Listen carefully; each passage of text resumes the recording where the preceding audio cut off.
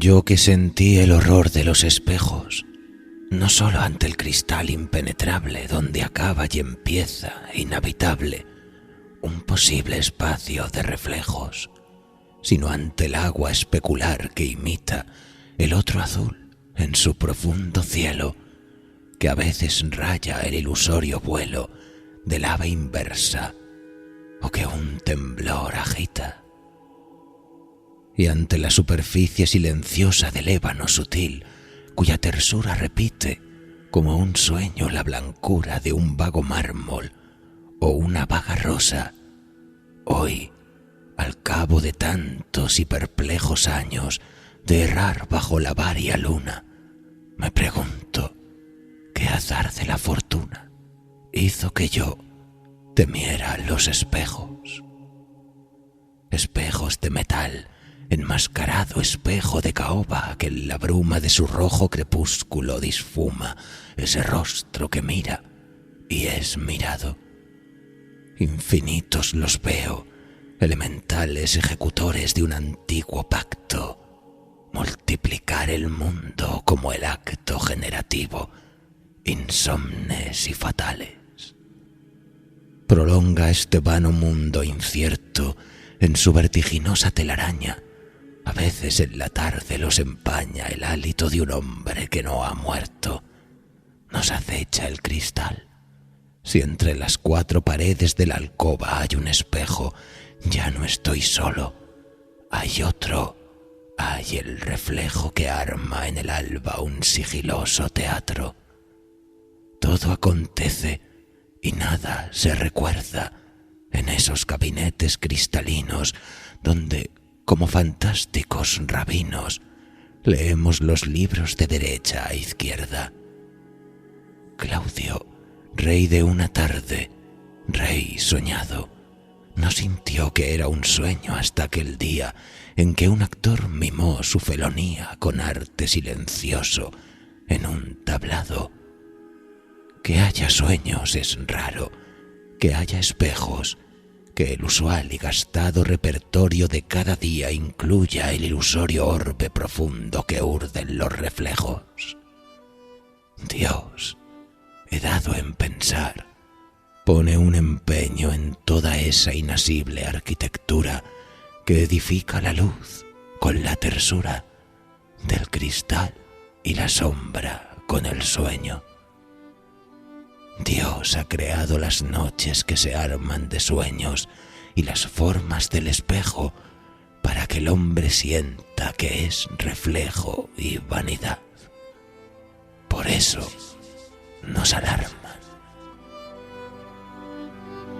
Espejos, un poema de Jorge Luis Borges.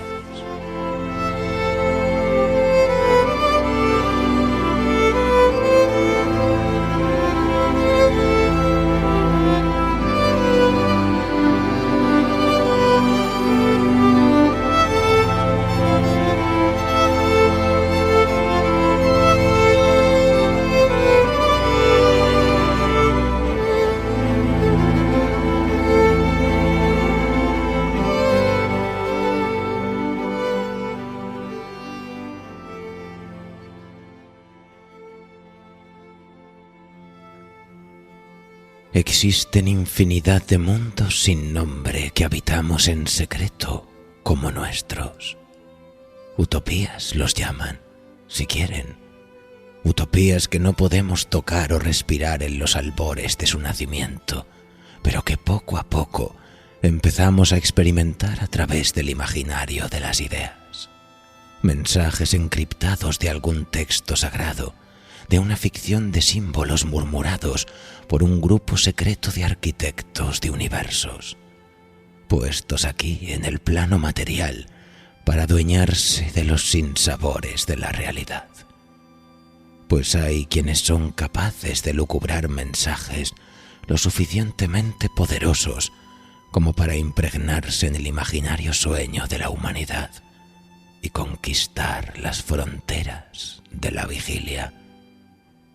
Esta fue una de las obsesiones del escritor argentino Jorge Luis Borges, el laberinto de espejos que reflejan una y otra vez una historia increíble de la humanidad que aventura sus deseos inmateriales, deseos que al ser presentados de la manera adecuada sustituyen de pronto a la atmósfera, se hacen respirables, sensibles al tacto.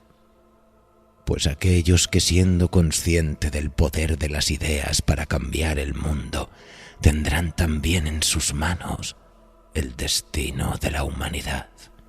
Porque esos mundos que han sido invocados darán sentido a todas las cosas dolientes, y todo ocupará su lugar en el ajedrez de los espejos.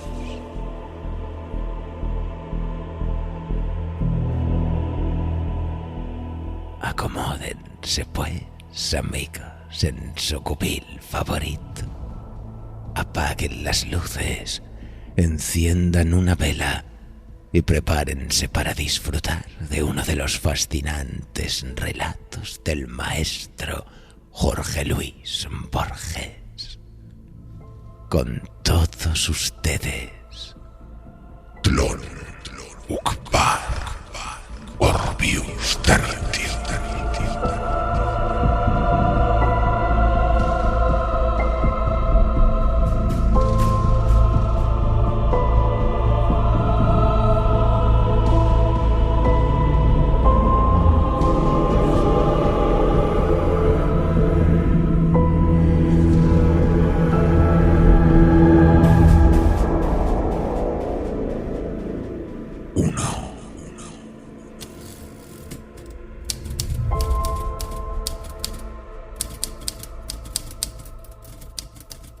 Debo a la conjunción de un espejo y de una enciclopedia el descubrimiento de Uqbar.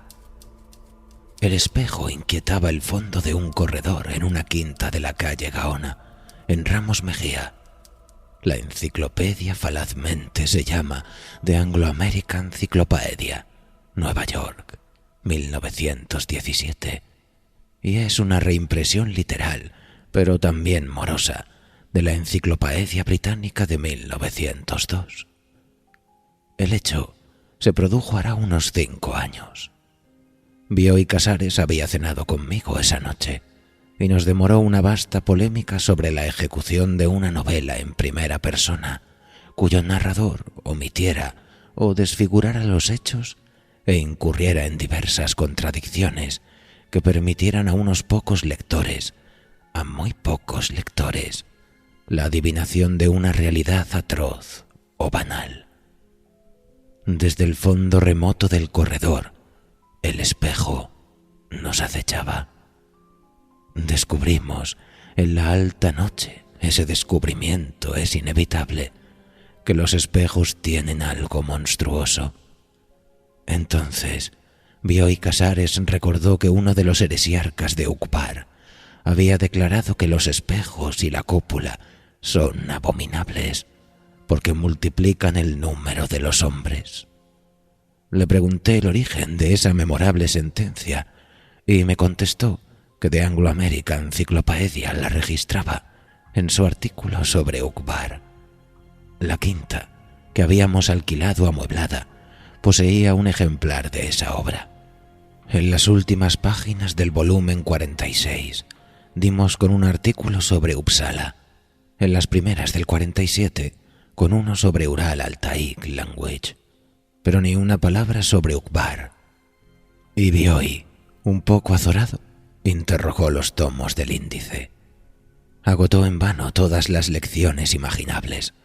Uqbar, Uqbar, Okbar, Haukvar.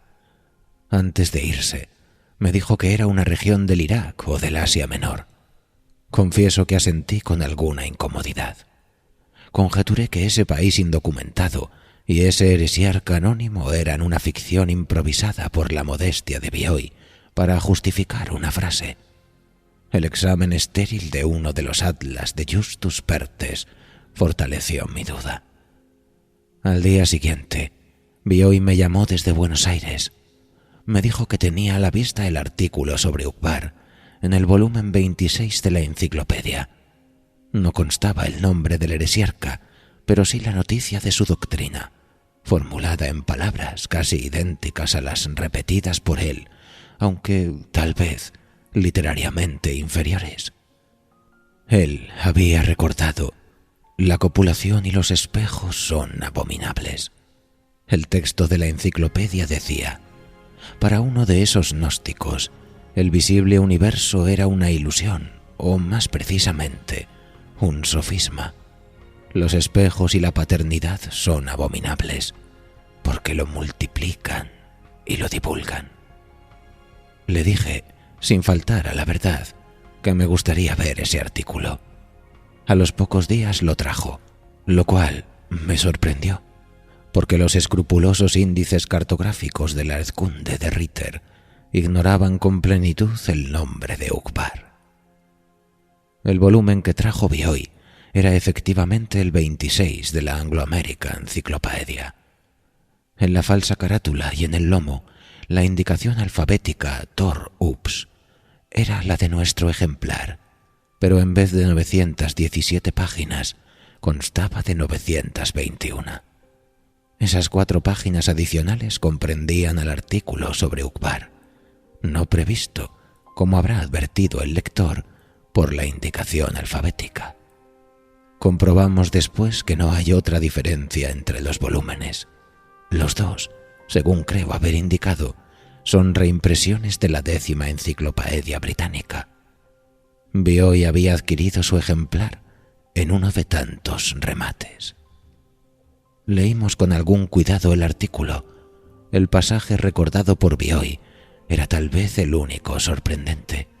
El resto parecía muy verosímil, muy ajustado al tono general de la obra y, como es natural, un poco aburrido. Releyéndolo, descubrimos bajo su rigurosa escritura una fundamental vaguedad.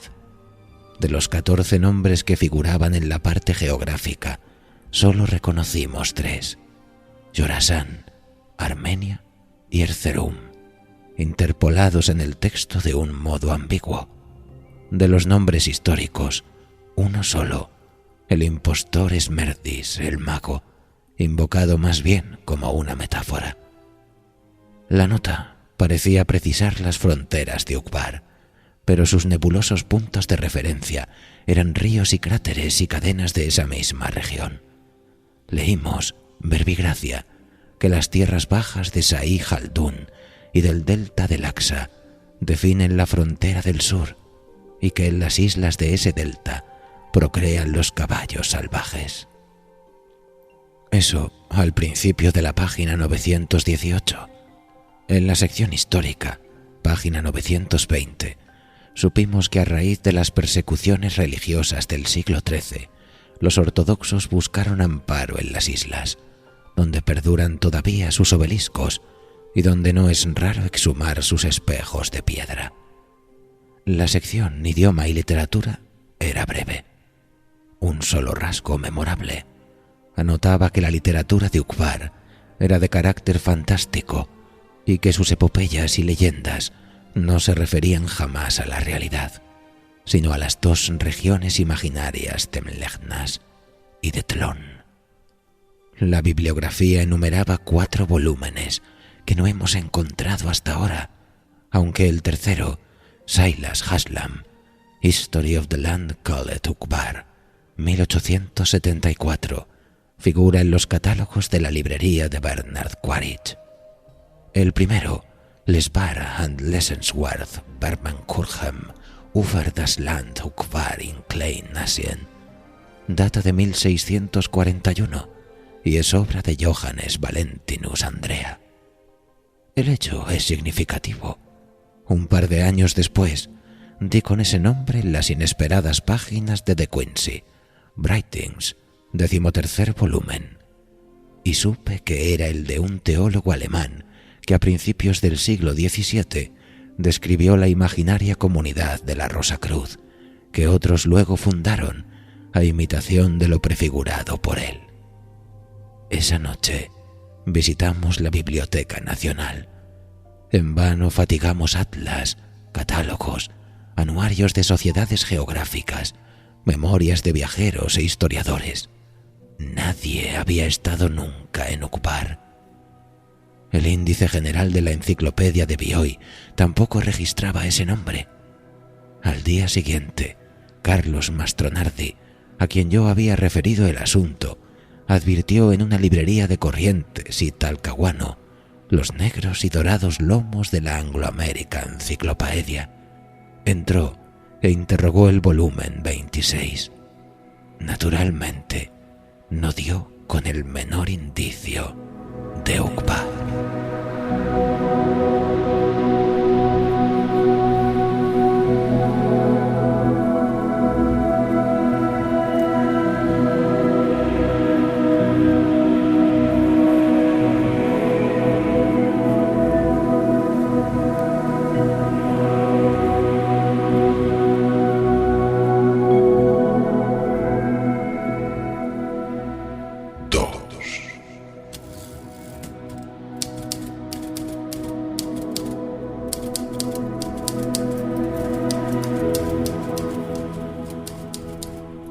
Algún recuerdo limitado y menguante de Herbert Hache, ingeniero de los ferrocarriles del sur, persiste en el hotel de Adrogué, entre las efusivas madreselvas y en el fondo ilusorio de los espejos.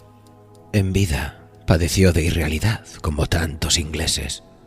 Muerto, no es siquiera el fantasma que ya era entonces. Era alto y desganado, y su cansada barba rectangular había sido roja. Entiendo que era viudo, sin hijos. Cada tantos años iba a Inglaterra a visitar, juzgo por unas fotografías que nos mostró, un reloj de sol y unos robles. Mi padre había estrechado con él, el verbo es excesivo, una de esas amistades inglesas que empiezan por excluir la confidencia y que muy pronto omiten el diálogo. Solían ejercer un intercambio de libros y de periódicos. Solían batirse al ajedrez, taciturnamente. Lo recuerdo en el corredor del hotel, con un libro de matemáticas en la mano, mirando a veces los colores irrecuperables del cielo. Una tarde hablamos del sistema duodecimal de numeración, en el que 12 se escribe 10. Hache dijo que precisamente estaba trasladando no sé qué tablas duodecimales a sexagesimales, en las que 60 se escribe 10. Agregó que ese trabajo le había sido encargado por un noruego, en Río Grande do Sul. 8 años que lo conocíamos y no había mencionado nunca su estadía en esa región. Hablamos de vida pastoril, de capangas, de la etimología brasilera de la palabra gaucho, que algunos viejos orientales todavía pronuncian gaucho, y nada más se dijo, Dios me perdone, de funciones duodecimales. En septiembre de 1937 no estábamos nosotros en el hotel. Herbert Hache murió de la rotura de un aneurisma. Días antes había recibido del Brasil un paquete sellado y certificado. Era un libro en octavo mayor. Hache lo dejó en el bar, donde meses después lo encontré. Me puse a hojearlo y sentí un vértigo asombrado y ligero que no describiré, porque esta no es la historia de mis emociones, sino de Uqbar y Tlön y Orbius Tertius.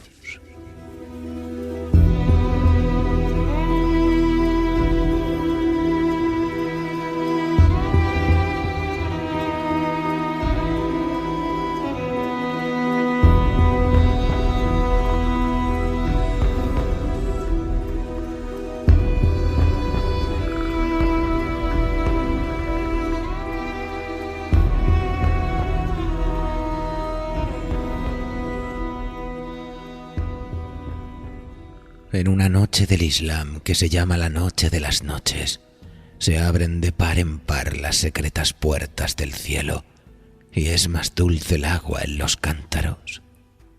Si esas puertas se abrieran, no sentiría lo que en esa tarde sentí.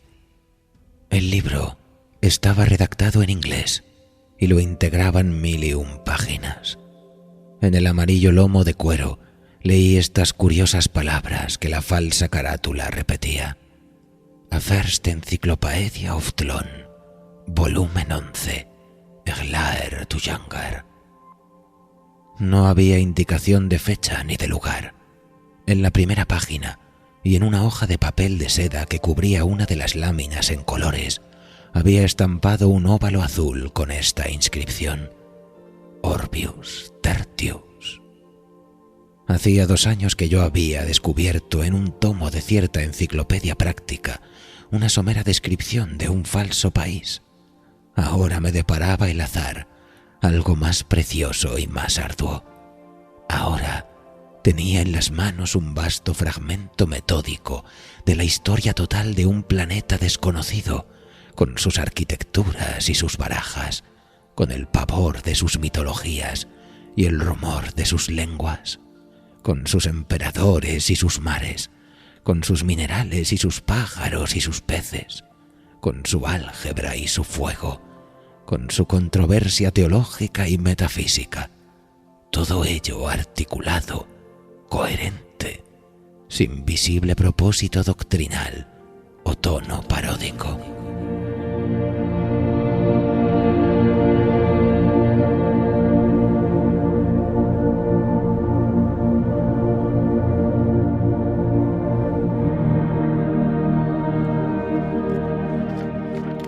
En el 11º tomo de que hablo, hay alusiones a tomos ulteriores y precedentes. Néstor Ibarra, en un artículo ya clásico de la NRF, ha negado que existen esos aláteres. Ezequiel Martínez Estrada y Driel La Rochelle han refutado, quizá victoriosamente, esa duda. El hecho es que hasta ahora las pesquisas más diligentes han sido estériles. En vano hemos desordenado las bibliotecas de las 2 Américas y de Europa. Alfonso Reyes, harto de esas fatigas subalternas de índole policial, propone que entre todos acometamos la obra de reconstruir los muchos y macizos tomos que faltan, exunge leonem. Calcula entre veras y burlas que una generación de tlonistas puede bastar. Ese arriesgado cómputo nos retrae al problema fundamental. ¿Quiénes inventaron a Tlón? El plural es inevitable, porque la hipótesis de un solo inventor, de un infinito Leibniz obrando en la tiniebla y en la modestia, ha sido descartada unánimemente. Se conjetura que este Brave New World es obra de una sociedad secreta de astrónomos, de biólogos, de ingenieros, metafísicos, poetas, químicos, algebristas, moralistas, pintores y geómetras, dirigidos por un oscuro hombre de genio. Abundan individuos que dominan esas disciplinas diversas, pero no los capaces de invención, y menos los capaces de subordinar la invención a un riguroso plan sistemático. Ese plan es tan vasto que la contribución de cada escritor es infinitesimal. Al principio se creyó que Tlón era un mero caos, una irresponsable licencia de la imaginación. Ahora se sabe que es un cosmos, y las íntimas leyes que lo rigen han sido formuladas, siquiera en modo provisional. Básteme recordar que las contradicciones aparentes del 11º tomo son la piedra fundamental de la prueba de que existen los otros. Tan lúcido y tan justo es el orden que se ha observado en él. Las revistas populares han divulgado, con perdonable exceso, la zoología y la topografía de Tlón. Yo pienso que sus tigres transparentes y sus torres de sangre no merecen, tal vez, la continua atención de todos los hombres. Yo me atrevo a pedir unos minutos para su concepto del universo.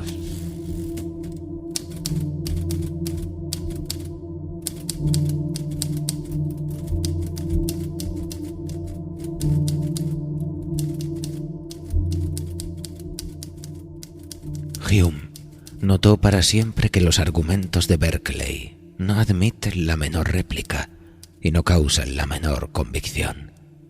Ese dictamen es del todo verídico en su aplicación a la Tierra, del todo falso en Tlón. Las naciones de ese planeta son, congénitamente, idealistas.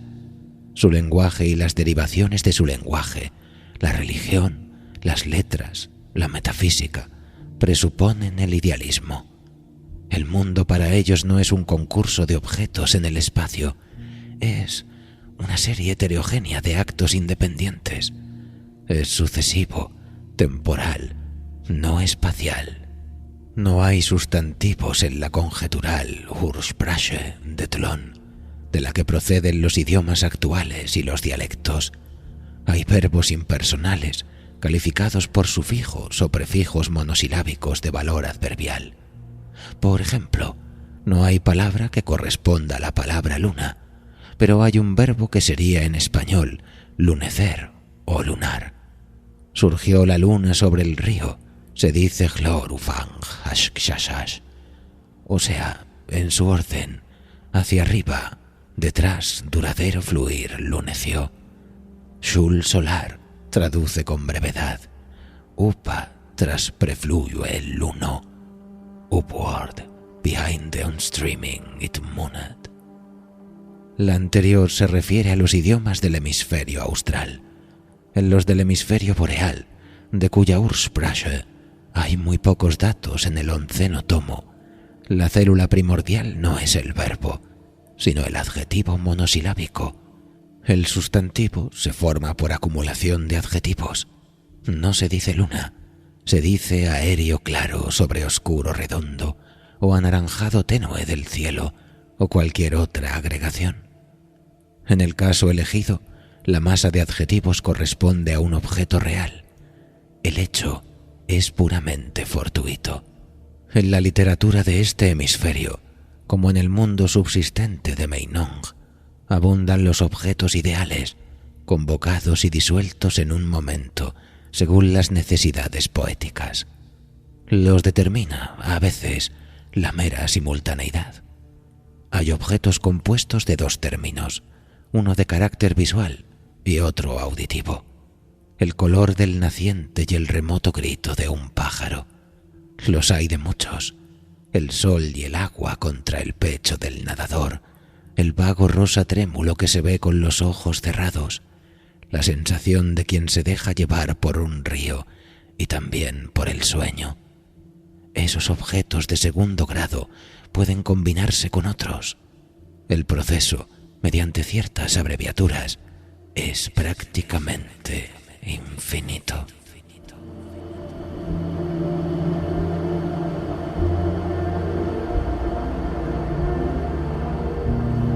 Hay poemas famosos compuestos de una sola enorme palabra. Esta palabra integra un objeto poético creado por el autor. El hecho de que nadie crea en la realidad de los sustantivos hace, paradójicamente, que sea interminable su número. Los idiomas del hemisferio boreal de Tlön poseen todos los nombres de las lenguas indoeuropeas y otros muchos más. No es exagerado afirmar que la cultura clásica de Tlön comprende una sola disciplina, la psicología. Las otras están subordinadas a ella. He dicho que los hombres de ese planeta conciben el universo como una serie de procesos mentales que no se desenvuelven en el espacio, sino de modo sucesivo en el tiempo. Spinoza atribuye a su inagotable divinidad los atributos de la extensión y del pensamiento. Nadie comprendería en Tlön la yuxtaposición del primero, que solo es típico de ciertos estados, y del segundo, que es un sinónimo perfecto del cosmos. Dicho sea con otras palabras, no conciben que lo espacial perdure en el tiempo.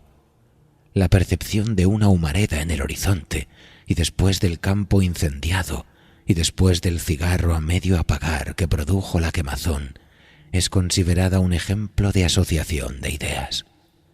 Este monismo o idealismo total invalida la ciencia. Explicar o juzgar un hecho es unirlo a otro. Esa vinculación, en Tlön, es un estado posterior del sujeto que no puede afectar o iluminar el estado anterior. Todo estado mental es irreductible. El mero hecho de nombrarlo y de clasificarlo importa un falseo. De ello cabría deducir que no hay ciencias en Tlön, ni siquiera razonamientos. La paradójica verdad es que existen en casi innumerable número. Con las filosofías acontece lo que acontece con los sustantivos en el hemisferio boreal. El hecho de que toda filosofía sea de antemano un juego dialéctico, una filosofía de Salsov, ha contribuido a multiplicarlas. Abundan los sistemas increíbles, pero de arquitectura agradable o de tipo sensacional. Los metafísicos de Tlön no buscan la verdad, ni siquiera la verosimilitud. Buscan el asombro. Juzgan que la metafísica es una rama de la literatura fantástica. Saben que un sistema no es otra cosa que la subordinación de todos los aspectos del universo a uno cualquiera de ellos. Hasta la frase «todos los aspectos» es rechazable, porque supone la imposible adición del instante presente y de los pretéritos. Tampoco es lícito el plural «los pretéritos», porque supone otra operación imposible. Una de las escuelas de Tlön llega a negar el tiempo. Razona que el presente es indefinido, que el futuro no tiene realidad, sino como esperanza presente, que el pasado no tiene realidad, sino como recuerdo presente. Otra escuela declara que ha transcurrido ya todo el tiempo y que nuestra vida es apenas el recuerdo o reflejo crepuscular y sin duda falseado y mutilado de un proceso irrecuperable. Otra, que la historia del universo y en ellas nuestras vidas y el más tenue detalle de nuestras vidas es la escritura que produce un Dios subalterno para entenderse con un demonio. Otra, que el universo es comparable a esas criptografías en las que no valen todos los símbolos y que solo es verdad lo que sucede cada 300 noches. Otra, que mientras dormimos aquí, estamos despiertos en otro lado y que así cada hombre es dos hombres.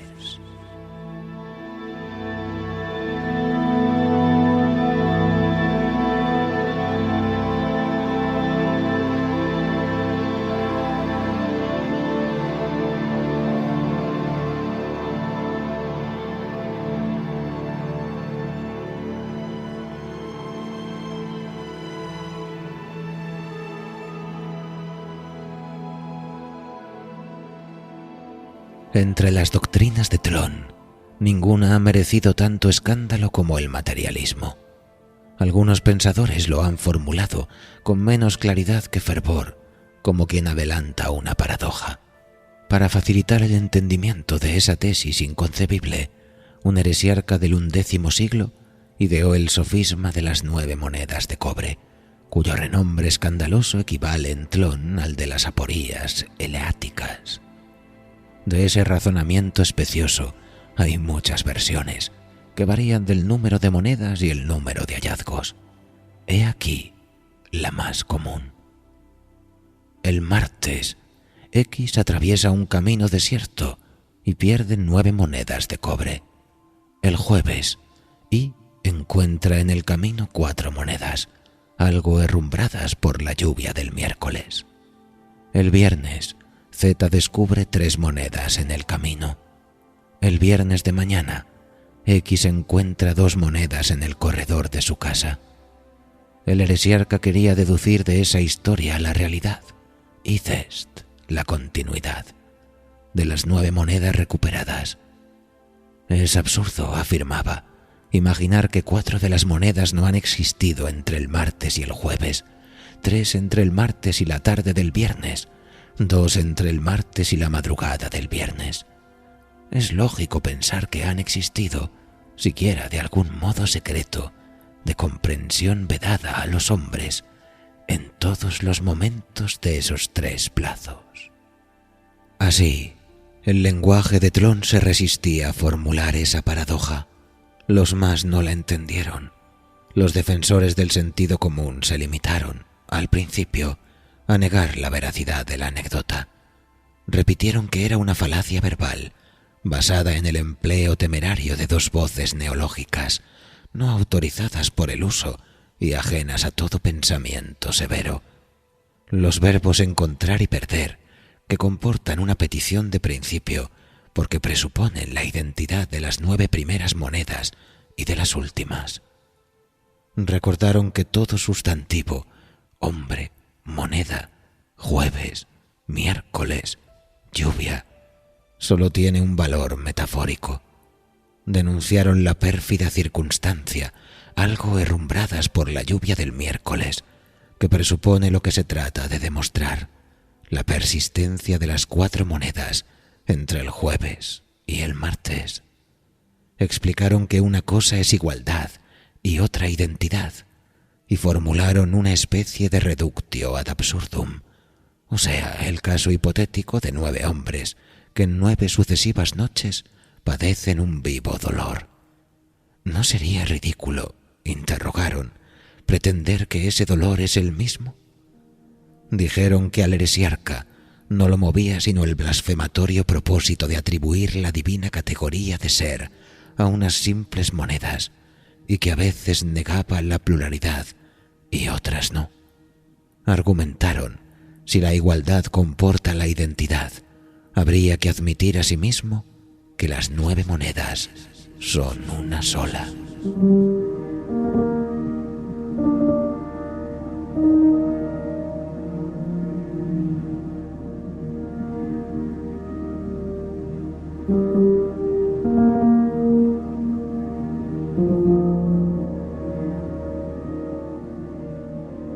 Increíblemente, esas refutaciones no resultaron definitivas.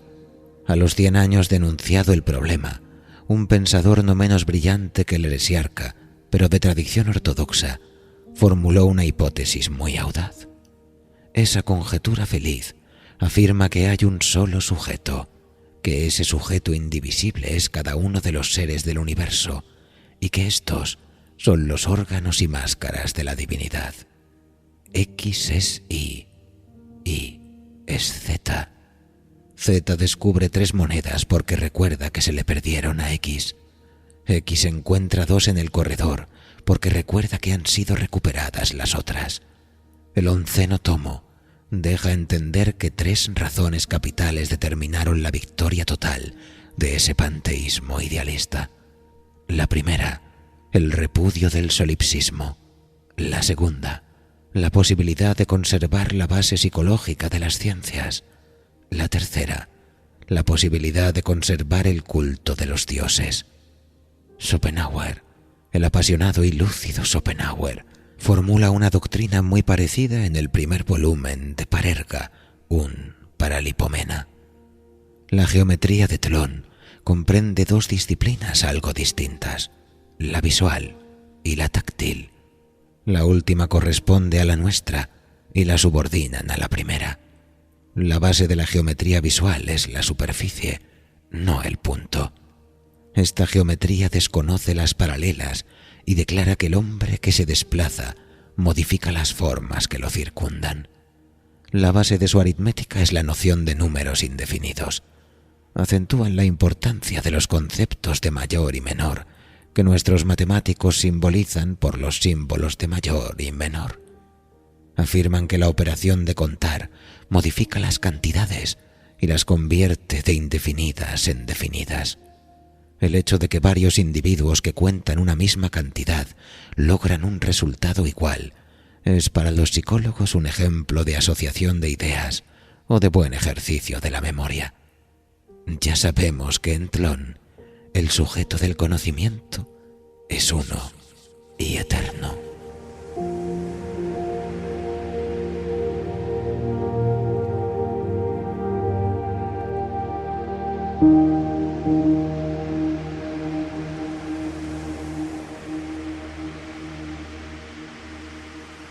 En los hábitos literarios también es todopoderosa la idea de un sujeto único.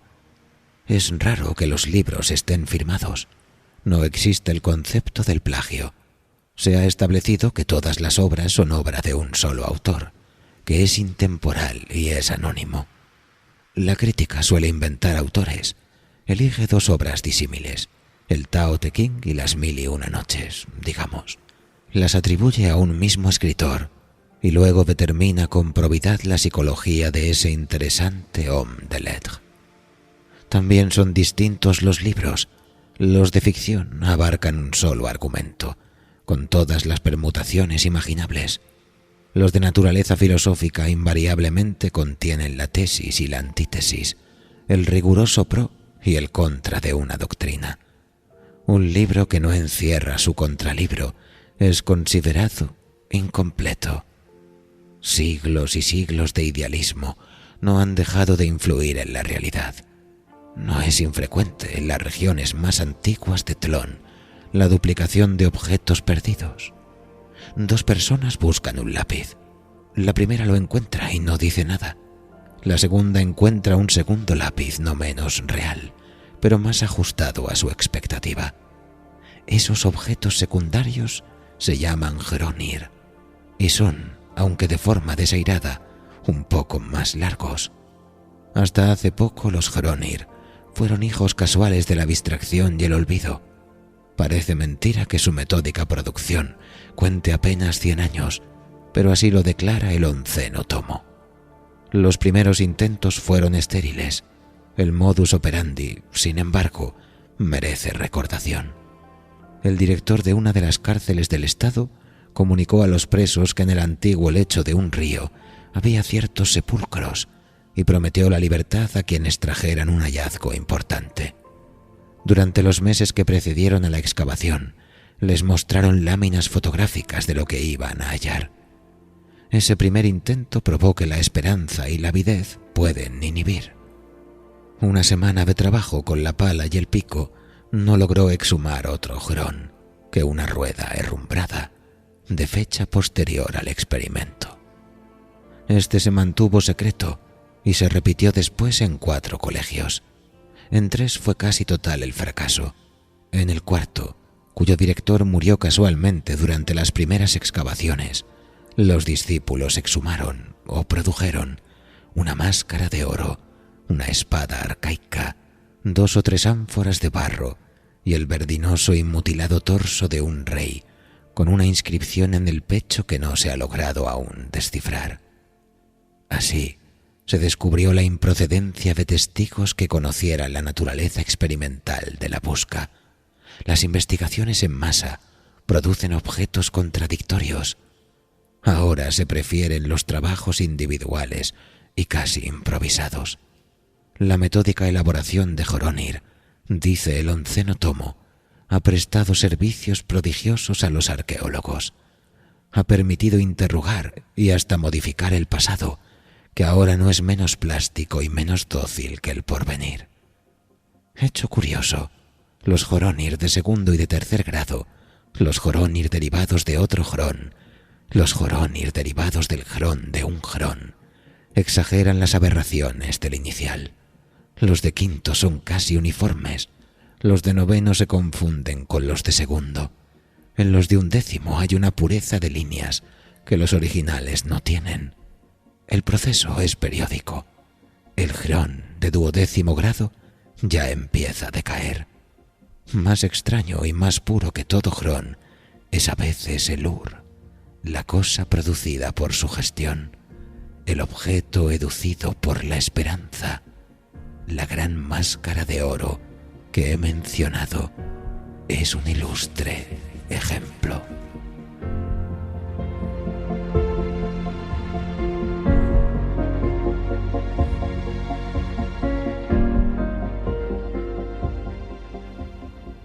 Así, las cosas se duplican en Tlön. Propenden asimismo a borrarse y a perder los detalles cuando los olvida la gente. Es clásico el ejemplo de un umbral que perduró mientras lo visitaba un mendigo y que se perdió de vista a su muerte. A veces, unos pájaros, un caballo, han salvado las ruinas de un anfiteatro. Salto Oriental, 1940.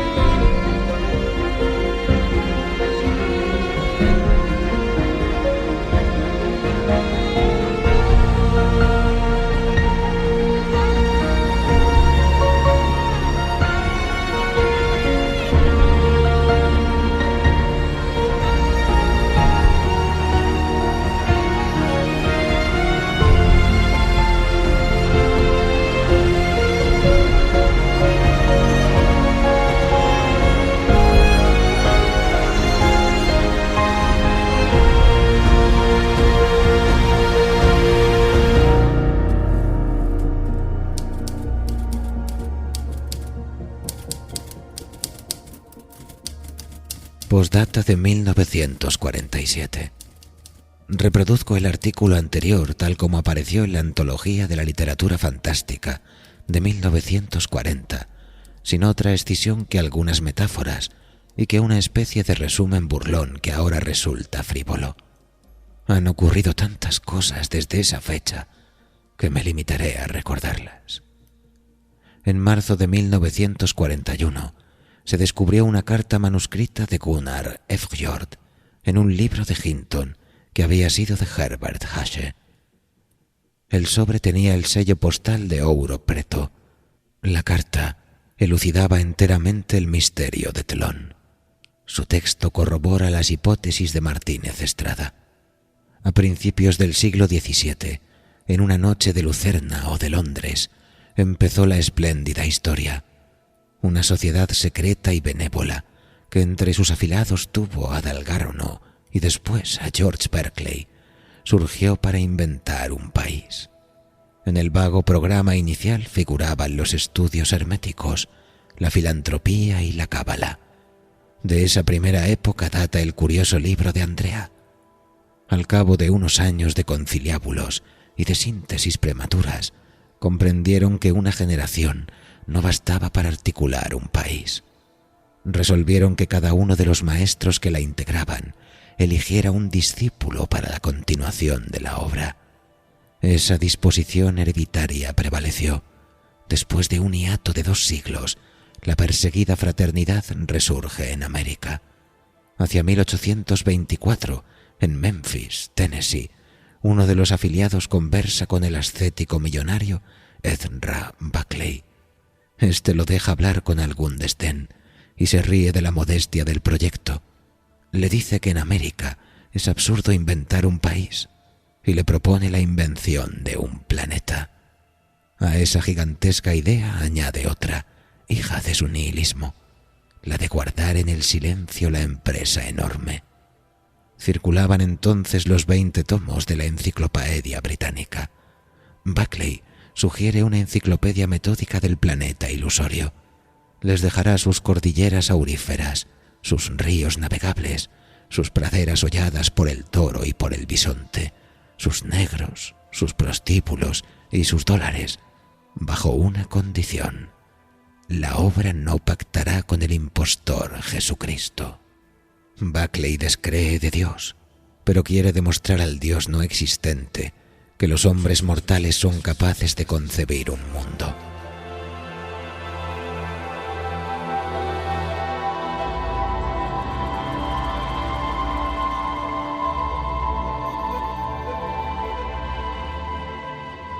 Buckley es envenenado en Baton Rouge en 1828. En 1914 la sociedad remite a sus colaboradores, que son 300, el volumen final de la primera enciclopedia de Tlön. La edición es secreta.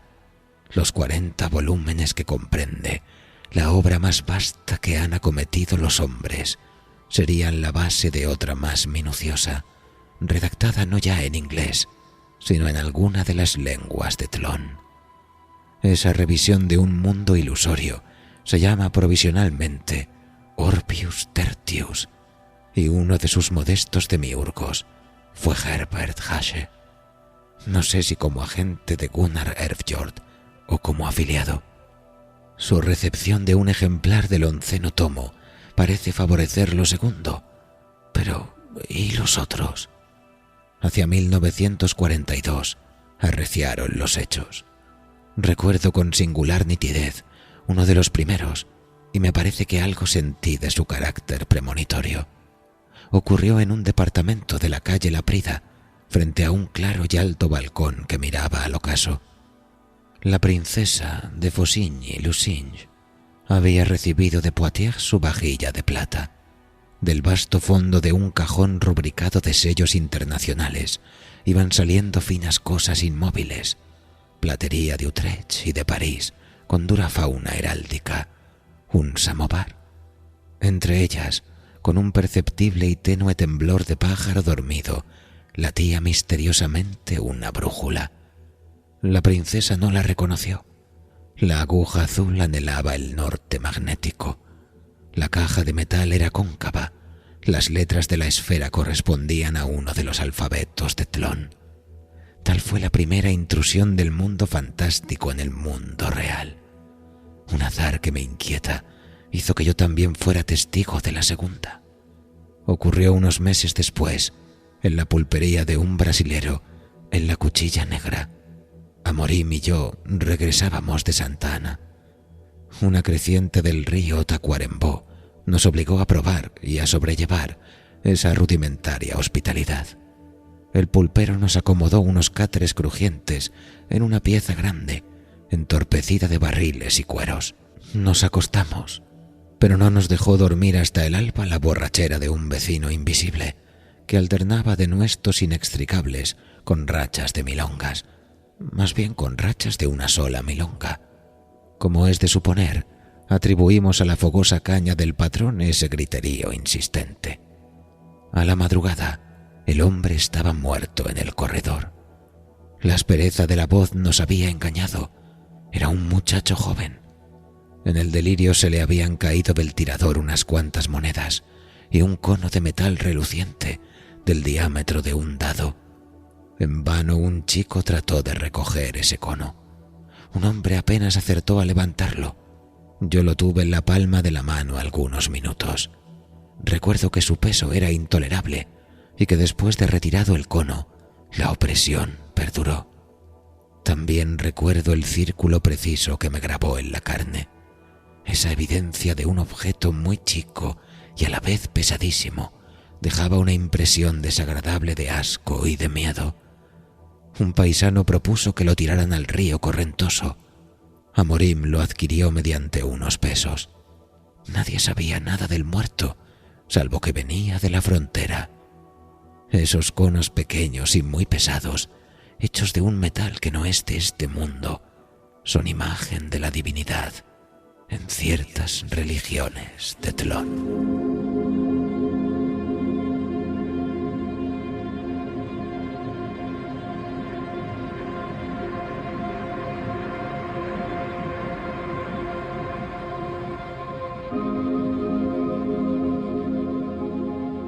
Aquí doy término a la parte personal de mi narración. Lo demás está en la memoria, cuando no en la esperanza o en el temor de todos mis lectores. Básteme recordar o mencionar los hechos subsiguientes, con una mera brevedad de palabras que el cóncavo recuerdo general enriquecerá o ampliará.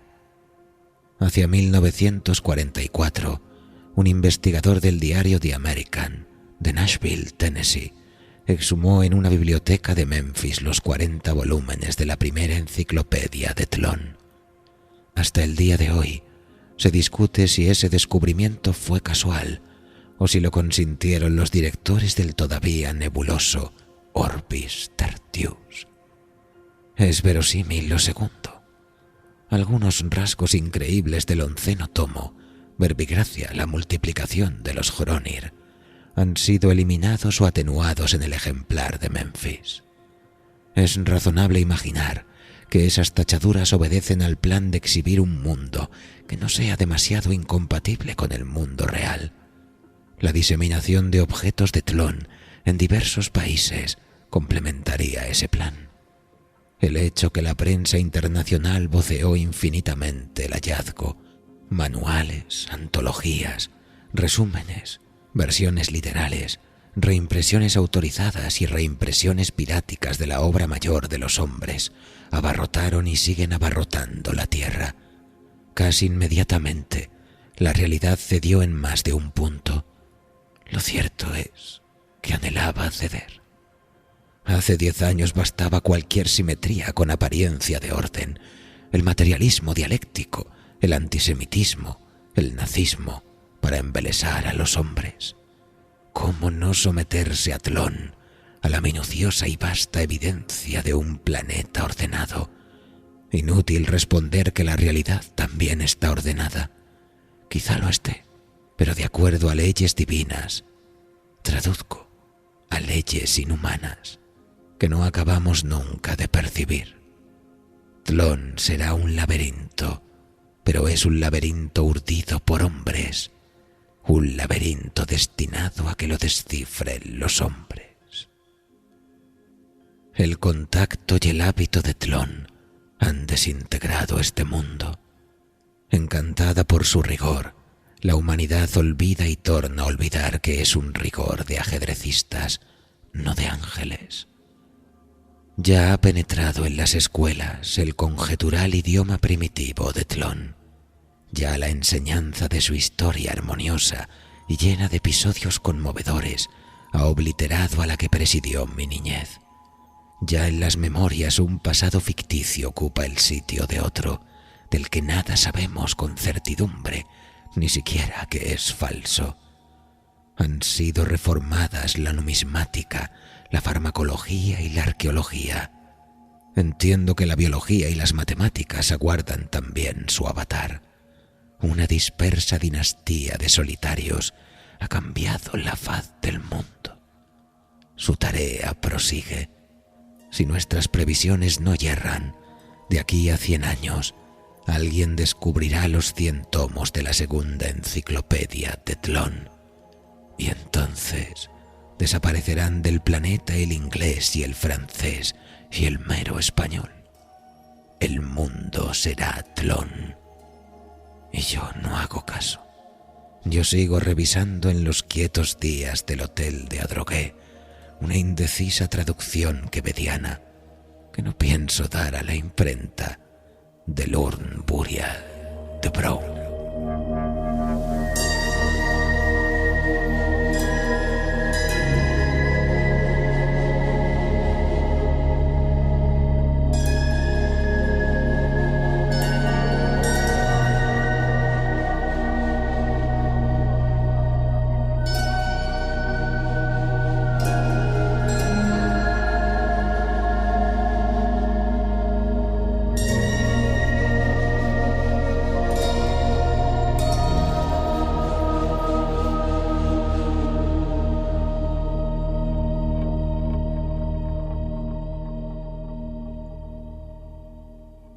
¿Les ha gustado el relato, amigos? Una historia increíble y confusa, la de nuestro protagonista de esta noche, ¿no creen? Este cuento fue publicado por primera vez en el número 68 de la revista Sur, en mayo de 1940, y se pueden imaginar que volvió bastante locos a sus lectores. Cosa de la que disfrutaba bastante el maestro Borges.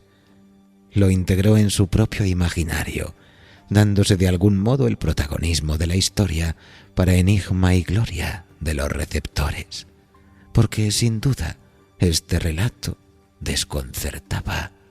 Estaba pensado para ello, porque en esa confusión de universos de realidad y ficción nos jugamos el destino de la propia humanidad. Y así es como llegamos a un Tlön ficticio que se apodera del mundo. Es un mundo imaginario en el que sus habitantes creen que nada existe fuera de su percepción. ¿Tienen acaso razón si su mundo no es más que una ficción? Cuando Borges, el Borges narrador, nos presenta ese universo, se da por sentado que existe un efecto en nuestra imaginación subjetiva y que se trata a su vez de una ficción dentro de otra ficción, un espejo frente a otro espejo. La menciona el conocido George Berkeley, filósofo irlandés, cuya teoría del idealismo subjetivo a menudo se resume en la cuestión: si un árbol cae en el bosque y no hay nadie que lo escuche, ¿hace ruido? La respuesta de Berkeley sería un no, ya que las cosas solo existen cuando son percibidas por la sensibilidad consciente. Tanto para Berkeley como para los habitantes de Tlön, la materia o sustancia material, es decir, la cosa física real, no existe, sino que es meramente una idea percibida por la mente. El libro que tengo en mis manos no existe como tal, sino que es meramente algo que percibo que existe. Por supuesto, los habitantes de Tlön son ficticios, por lo que, paradójicamente, tienen razón. aunque no existan. Su mundo solo es real, como un conjunto de percepciones percibidas por Borges y por nosotros a través de las páginas de su historia. Borges bautizó su planeta Tlön por su parecido con el término alemán Traum, que significa sueño. La vida no es más que eso, un sueño, algo que percibimos y que no tiene realidad material, al menos para quienes viven en Tlön. El crítico literario Jean H. Bell Villada estudió este tipo de planteamientos en las ficciones de Borges, que precisamente en nuestro relato de esta noche tienden a la confusión de personajes y hechos reales y ficticios. De hecho, los lectores de la revista Sur de 1940, en la que se publicó Tlön, Uqbar, Orbius Tertius, sintieron en esa inquietante fusión de realidad y fantasía el poder del laberinto borgiano de acontecimientos y causas que hace que el mundo de Tlön, poco a poco, se apodere de la realidad palpable.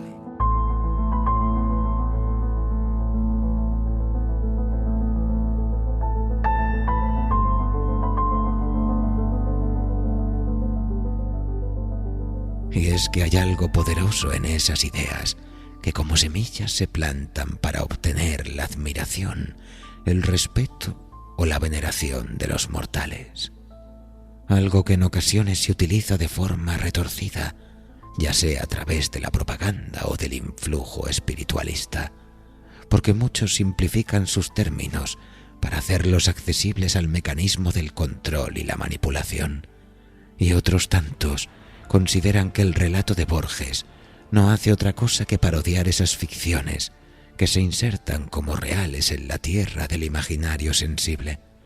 Las gentes que aceptan esas semillas en su interior las ven crecer de una manera simbólica y subjetiva, y al principio pueden parecer un juego, pero se obsesionan con ellas de tal modo que terminan por abandonar la realidad de este mundo para abrazar la utopía de Tlön, que se hace más real que el propio mundo, que poco a poco lo abarca hasta convertirse en una forma de ver e interpretar el universo. Pero si Tlön fuera una utopía sincera, benévola, aunque deshonesta, ¿no sería también el remedio de tantas miserias? ¿No podría servir para terminar con el miedo y las dudas?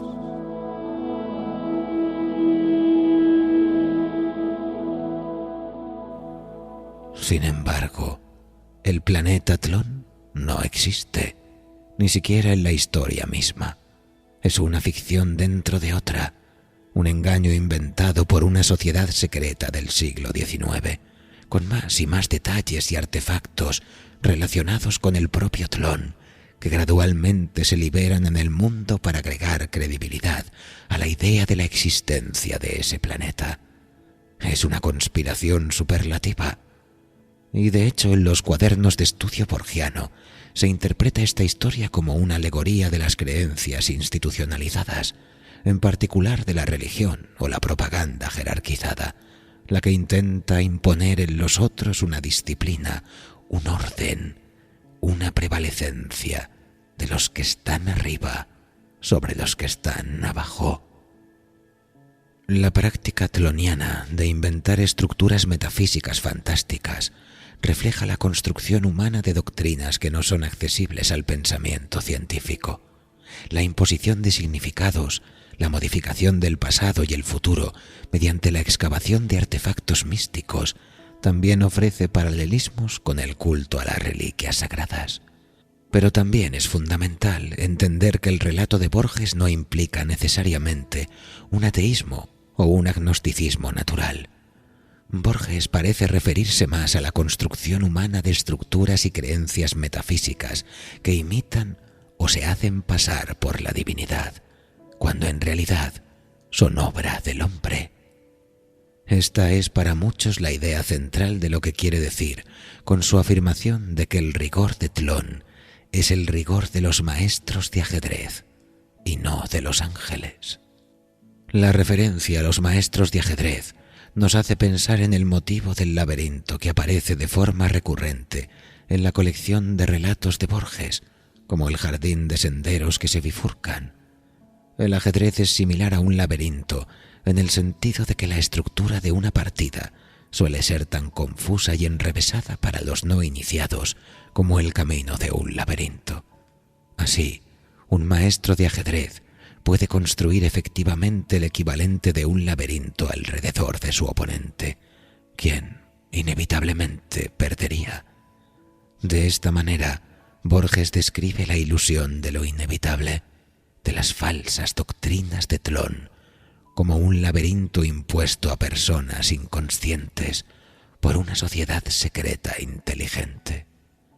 Esta perspectiva nos brinda más claridad sobre la línea argumental de Borges, que en muchos de sus cuentos describe el tejido del tiempo y del universo como laberínticos. Porque el infinito asociado con el tiempo y el universo está estrechamente vinculado a las nociones de lo divino, aquello que es creado por el hombre e impone su propio laberinto al resto de los mortales de una manera metafísica. Es también un intento de imitar a la divinidad. Si el título de la enciclopedia de Tlön es Orbius Tertius, entonces la Tierra es ese tercer orbe, el tercer planeta desde el Sol, y el objeto de sus arquitectos secretos implica el intento de imponer o validar Tlön en la realidad. Pero ya lo decía el maestro Borges en sus reflexiones. El verbo leer, como el verbo amar y el verbo soñar, no soportan el modo imperativo.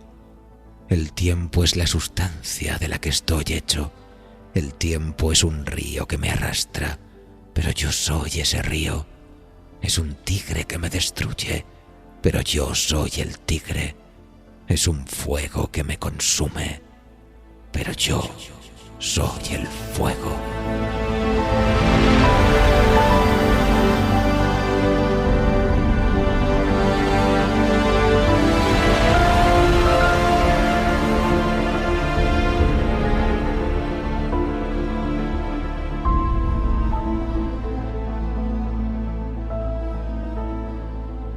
Y mientras reflexionamos sobre estas y otras cuestiones primigenias del delirio borgiano, recuerden que pueden escucharnos cuando a ustedes les plazca a través de nuestro podcast en www.ivox.com o en nuestro portal dimensional en noviembrenocturno.es. No podemos irnos sin agradecer una vez más a todos nuestros mecenas su apoyo tentacular, sin el cual nada de esto habría sido posible. Si quieren formar parte de nuestro culto primigenio, visiten el perfil de iVoox de Noviembre Nocturno y pulsen sobre el botón de apoyar. Comenten, compartan, denle al like hasta que haga clic o recomienden nuestros delirios ciclopios a sus amigos y enemigos. ¿Quién sabe? Quizás algún día podamos invocar al gran soñador submarino. Nosotros, por nuestras partes, nos vamos a tomar un whisky a deshora porque somos felices con poco. Les deseamos una apacible madrugada desde noviembre nocturno.